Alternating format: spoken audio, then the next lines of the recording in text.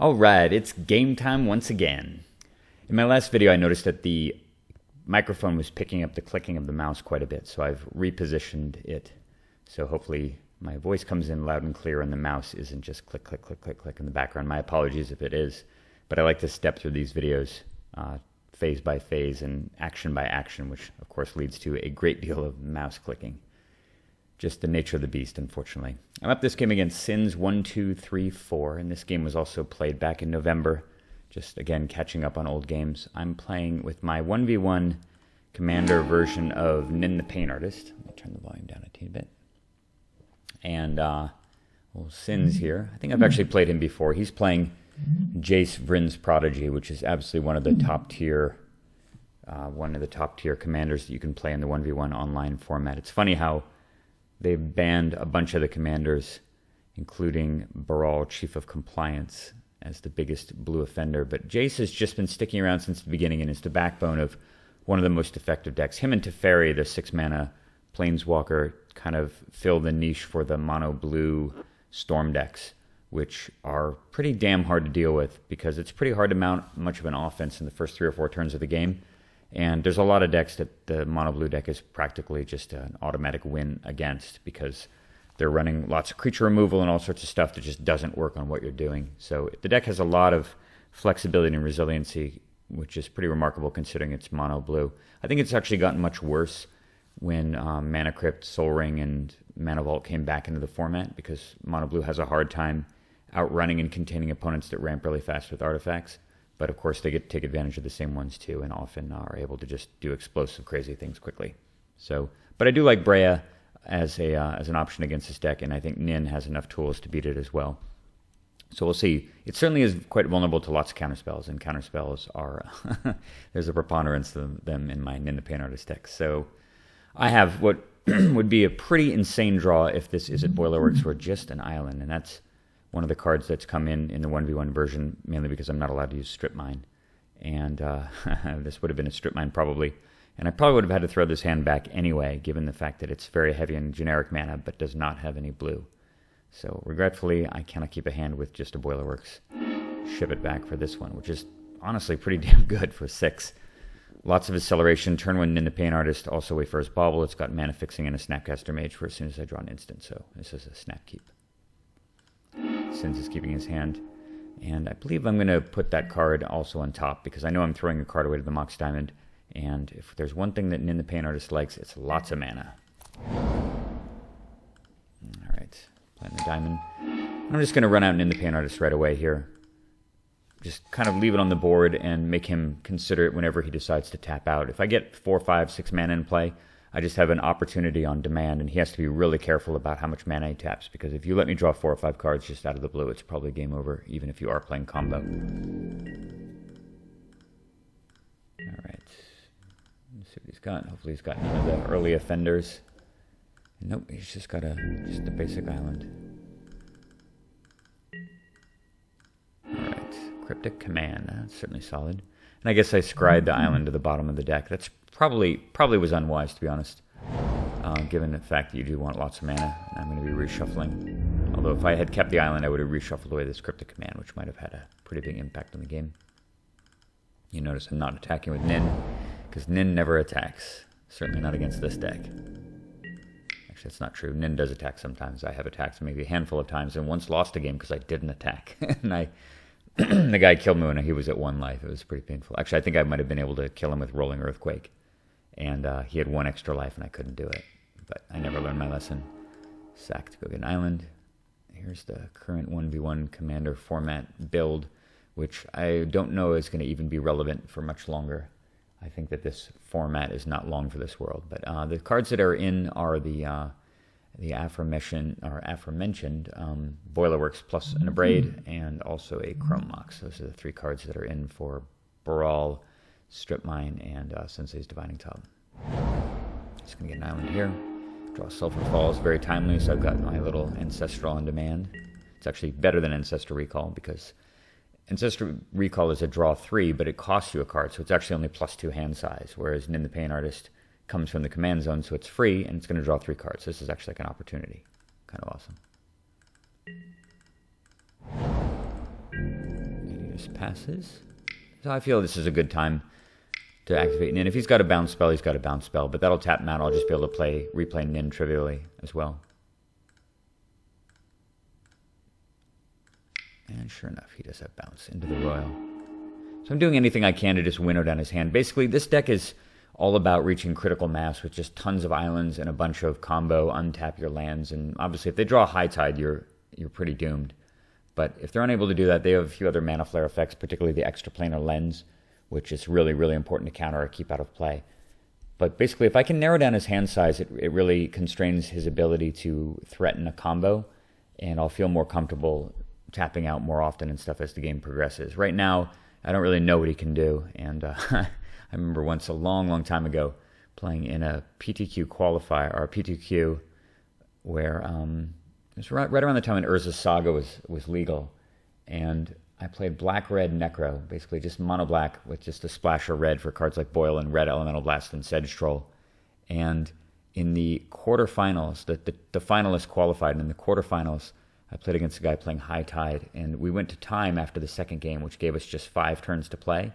And so I boarded back in all of my junk like Drain Life and Black Knight, because it was going to be decided based on whoever had the most life after 5 turns, because you couldn't draw, because it was a semifinal for a PTQ slot.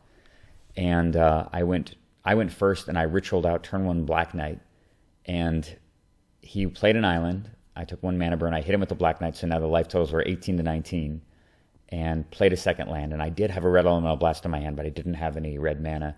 At the end of my turn, he cast Brainstorm, he untapped, played a second island. I desperately wanted to draw a red mana source and did not. Hit him with my Black Knight again. It went back to his final turn of the game, so this is the 5th turn of extra turns. But he impulsed at the end of my turn. He untaps, and he goes, play an island for his 3rd island, cast High Tide, cast Frantic Search, cast Turnabout, cast Time Spiral, cast High Tide, cast Frantic Search, Turnabout, blah, blah, blah, blah, kill you on turn 5 of extra turns, and on his 3rd turn, which was so heartbreaking. Ugh, I still have PTSD from that. So whenever I see these mono blue decks, I always get really nervous about what they're capable of doing with just 3 land. You have to really just pretty much walk on eggshells, even though obviously their consistency is massively reduced in Commander format. I'm just going to throw Nin back out here, so we pretty much can't counter it. And I've got the Cryptic Command too, which is really nice to protect against his Jace. And I fully expect him to actually play as Jace here, because he's probably getting a little bit desperate, because he doesn't have infinite bounce spells to keep me from drawing 4. So he runs out the Jace. I'm of course going to take this opportunity to command it. And sure enough, he's got Muddle to counter that, but now he's down to 5 cards in hand, so less variables to contend with. Come on, deck. All right, into the Royal. That's actually quite good. It's going to allow me to just stall. And I draw another island too, which is really quite nice. And it's just going to hang out. It's not totally insane, honestly, to just shoot his Jace repeatedly as well, and make it cost so much mana. I mean, sure, he does draw 2 cards every time, but it does make it cost so much mana that eventually he just can't play it, so it won't ever factor into the game. You kind of forget about the ability of Nin to sometimes plink off the opponent's creatures, and sometimes that can be really, really definitive, particularly against green weenies like Noble Hierarch and Birds of Paradise. All right, so what's he up to here? Yeah, Jace comes down again. He's got 3 mana available. Okay, island. All right. So I realize it would be tempting to do something like cast Snapcaster Mage and cast Into the Royal again, but that's honestly pretty greedy, and I feel that with Snapcaster being able to recast Cryptic Command and him with only 5 cards in hand, he's got to get pretty lucky to be able to combo kill me out right now. I mean, obviously, I'm always thinking it's a possibility with this many islands. It would just come down to whether or not he would draw, whether or not he'd have High Tide. But of course, if he does have High Tide, these 5 islands just hulk out, and suddenly I've got 13 mana available, which would be one hell of an inactivation in response to something nasty. So he's tapping some mana, he's thinking better of it. He's going to use Jace. Throws away Temporal Mastery, kind of an interesting spell, but Time Walks are very, very effective with Jace. And he's tapping 5 mana, and speaking of Time Walks, there's Capture. God, he's just walking into the Snapcaster Cryptic here. That's just so delicious.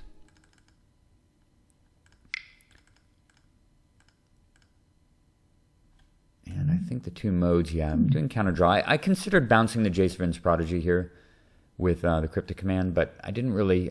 I have nothing really going on, and I don't know, I really just want to get another counterspell to get some interactivity, and I draw Soul Ring. That's not the worst. I was actually giving some thought to just blowing up the Jace as well. Draw another island, so I'm definitely flooded here. Yeah, it's getting scary. All right, I'm just going to play the Soul Ring. And I'm not playing the island here because even though I could activate Jace in response, I need to threaten that I've got something in my hand. And we've reached the critical point where Jace can now flip and potentially cast a Time Walk from the graveyard and start causing real problems. So that's actually that's the reason why I'm not shooting the Snapcaster Mage right now. I figure I can always just shoot it in response to him trying to cast something big from the graveyard and then counter. And if he does have another bounce, well, he's bouncing a Snapcaster Mage, and that's not the worst thing in the world. So 6 islands. Clock is ticking. Walk the Aeons. Now Jace is active. And he does -3. And it's interesting that when he activated it, I assumed that he was just going to cast a Time Walk. But in fact, he targeted into the Royal with it almost preemptively. And this would have given me an interesting opportunity. It would have been an insane bluff if he did have some sort of combo kill in his hand. But by targeting into the Royal, it allows him to bounce the Snapcaster Mage, of course. But he has to declare a target, right? So if he had declared into the Royal, I certainly know his intentions because he's not getting a Time Walk or something. And that I could have just shot Snapcaster Mage in response to the activation, which might have sealed the game up right on the spot. And I didn't really see that as a possibility. And by the time I realized what he had targeted with it, I had missed the window of opportunity. Not that I'm not going to do it anyway, but then he casts Pieces of the Puzzle. All right. And off the 5 cards, he reveals perfectly 2 God, could it get any better? Look at that. 5 cards, 3 of them are redundant lands, and he gets a counterspell and a repeal also. Frustrating. All right. 6 cards in hand. It's a really neat card, actually, for this kind of a deck. All right, so I know he's got the ability into the Royal, but at the same time, I feel like I just want him to tap out anyway. I can just recast a Snapcaster regardless.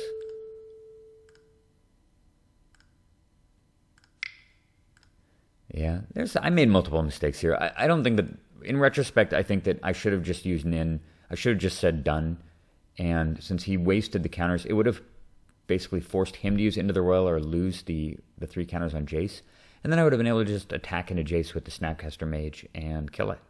And I'd also have untapped Nin waiting in the wings still. So I think I made a pretty big mistake right there by trying to shoot my Snapcaster and letting him just play his thing from the graveyard. It kind of walked right into his plans. Although he is tapped out.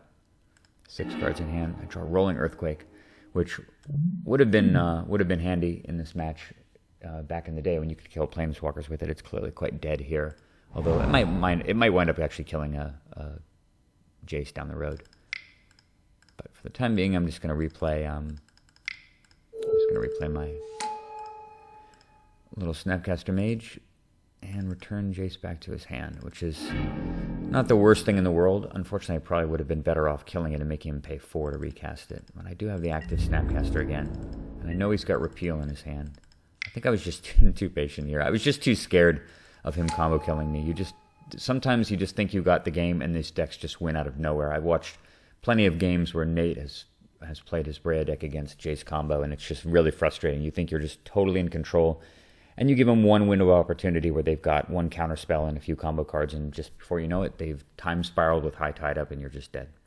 So I'm just not taking any chances here. End of turn, I'm going to shoot the Snapcaster again, which of course is going to allow him to repeal, but that is going to tap him out.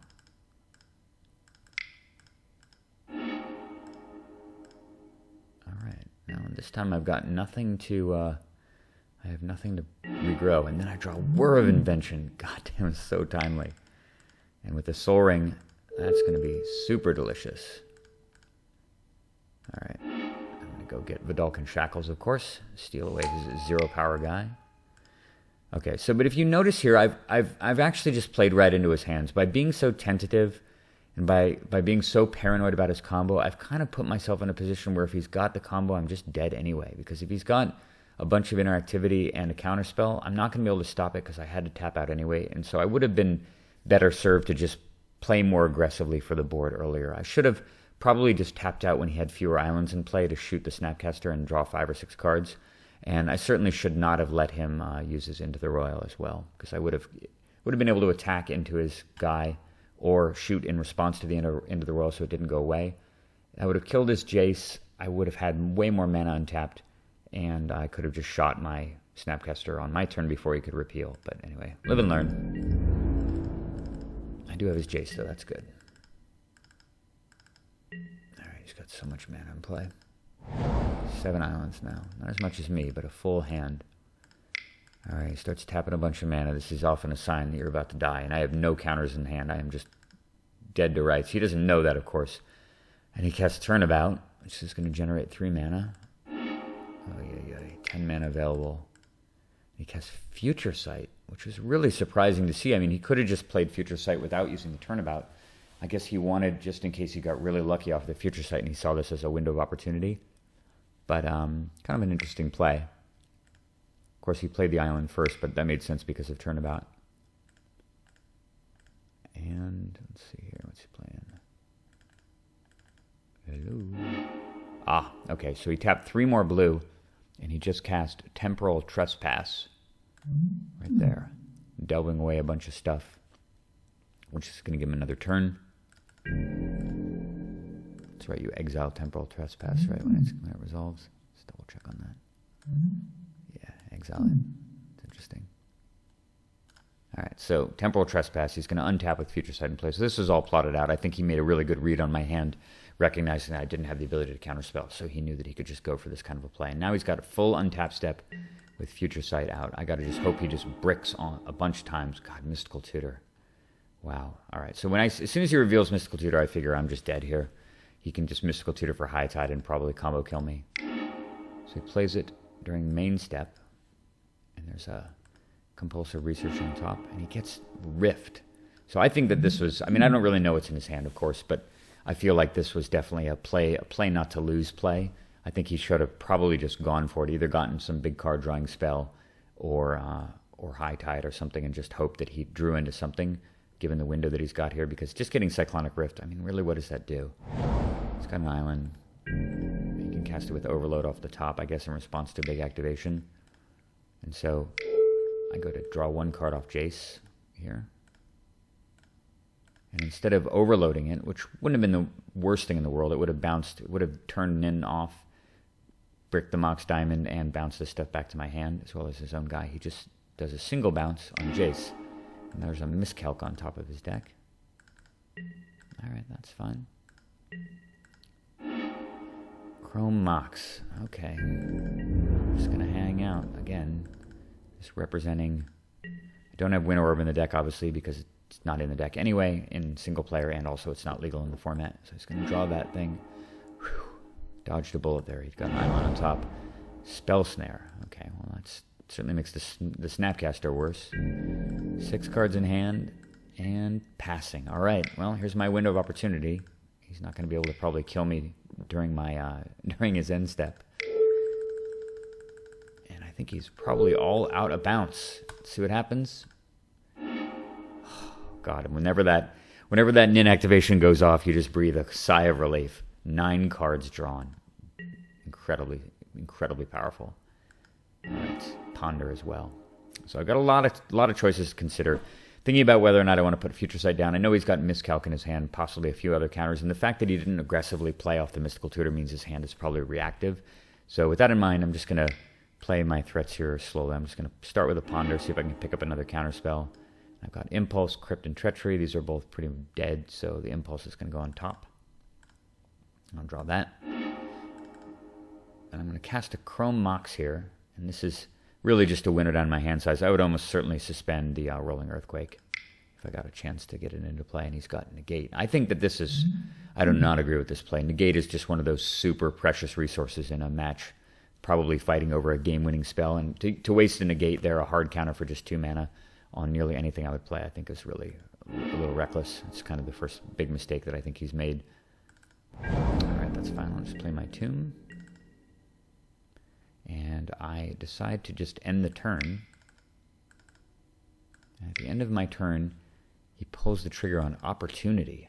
Huh, okay. Well, glad that he used his Negate on a Chrome Mox, so it wouldn't have done anything, because that means that he has 2 less mana, And he just does not have the ability to negate this Condescend for 2. So that resolves. We know that those are, and those are definitely going away. I didn't play Nin the Pain Artist here, obviously, because that would allow him to just cycle the Spell Snare off the top of his deck, and you don't let people play cards off the top of their deck with Future Sight if you can avoid it. Just throwing away some lands, and I eventually throw away that Quake that was intended for the Mox all along. I guess maybe his justification for negating the Chrome Mox is I have such a big hand, maybe he wants me to discard more and he doesn't want me to take advantage of it. So he draws into Rhystic Study. Very, very annoying card most of the time, but obviously in this case, I've got so much mana, it's not worth countering. So he plays Rhystic Study, and there's a pull from Tomorrow on top. It's very interesting. So end step, I really want the Impulse to resolve, so I'm going to just cast this Ice with the hope that he's just going to burn his Spell Snare on the... Oh wait, I guess not. I cast them in the wrong order. I would have assumed I cast Ice. That's a mistake. But he lets it go. He allows me to Impulse, and there's Karn Liberated right on top, along with 2 relatively useless lands and a pretty useless Trinket Mage, so Karn's a no-brainer.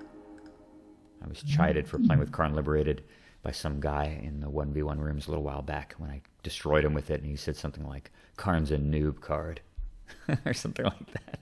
It was laughable when I was just annihilating him with it. And maybe he's a little bit right. Certainly in some decks, the Karn's a little decadent. I think the 4-mana Karn is probably better for the 1v1 online commander format, but Nin is a really big mana deck, and sometimes this card just is the only thing that can get you back into the game, and it's the only thing that can answer a whole range of permanents that Nin the Pain Artist can't deal with. So I'm going to cast Ice during end step here, tapping down his island and paying the commander tax.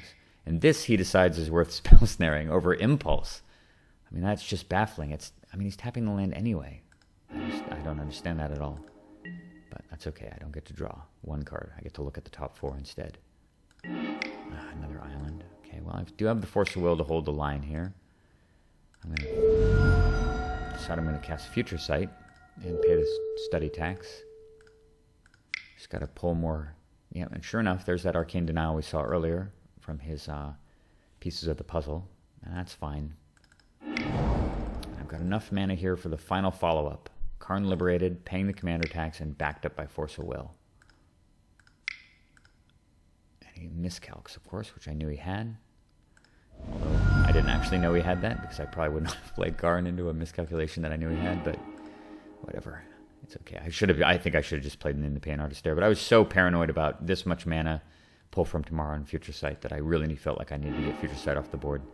I don't know, this was just rash. He does have very few cards in his hand, and I have determined that he doesn't really have any action, and he can draw into it, of course, with pull from Tomorrow, but that's going to take a lot of mana. It's going to take out the Future Sight. And now I'm completely tapped out with no spells in hand and just 2 lands. Kind of wide open and vulnerable. And he's drawing 2 extra cards. Well, 1 from his draw step and 1 from Arcane Denial. At least get 2, and I get a useless Trophy Mage. All right, well, cross the fingers. Plays Mana Crypt, 11 mana. Good lord. All right. He's got a big pull from Tomorrow coming. He knows his deck well, so I'm sure he's casting pull for just about the right amount. Looks like it's for 5, which would give him enough mana. He's already used Turnabout. It might give him enough mana to High Tide and Time Spiral, which is probably what he's hoping to do. Gets 5 cards and throws away an island. Plays an island. Plays Soul Ring, and I'm sitting here waiting. Oh, nothing. Talk about getting away with murder. Negate. So timely. All right. I'm going to exile a card from his hand. Just throws away an island. Now it's time to chain cast Nin the Pain Artist a bunch. That is one problem when you play a mono blue deck that's trying to be combo-y that just has too much, that just has too many reactive cards in it, though. You just get in a situation where you draw a lot of cards and they're all reactive. And your opponent, meanwhile, is doing things that are more impactful, like casting Nin 3 times. All right.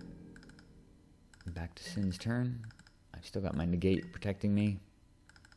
And he did not buy back Forbid, which was curious as well. I guess he just expected playback from me. He plays Jace. Plays Ancient Tomb. His hand just must be all mana. And as soon as I get to the end of the turn, he realizes I'm going to steal his Jace again with Shackles and blast it, and then eat another card from his hand, and he's going to be down to 1. And with the writing on the wall, Sins packs it up. I thought this was an awesome game, actually. I really feel like, with the exception of maybe that negate, my opponent played really, really well, and I think he actually outplayed me in many places, particularly with regards to the timing and bouncing the Snapcaster Mage earlier in the game, and I kind of got in that position where I gave him too much credit for his hand and wound up actually giving him lots of time to draw into the cards he needed to kill me. So it's very possible to just do that. Sometimes caution can get you into trouble. It's one of those things also where I feel like playing across the table from someone, I'm a stronger control player. I've developed more than 2 decades worth of hand reading abilities just watching people's body language and stuff when I play against them live. And I can generally often get a better sense of when someone is holding reactive or proactive cards. Harder to do online. There just aren't nearly as many tells and indications of that. But this was an awesome game, I think, just interplay between 2 control decks. And I hope you guys enjoyed it. I've got a bunch more to record, including teasing it once again, the new deck. Stay tuned.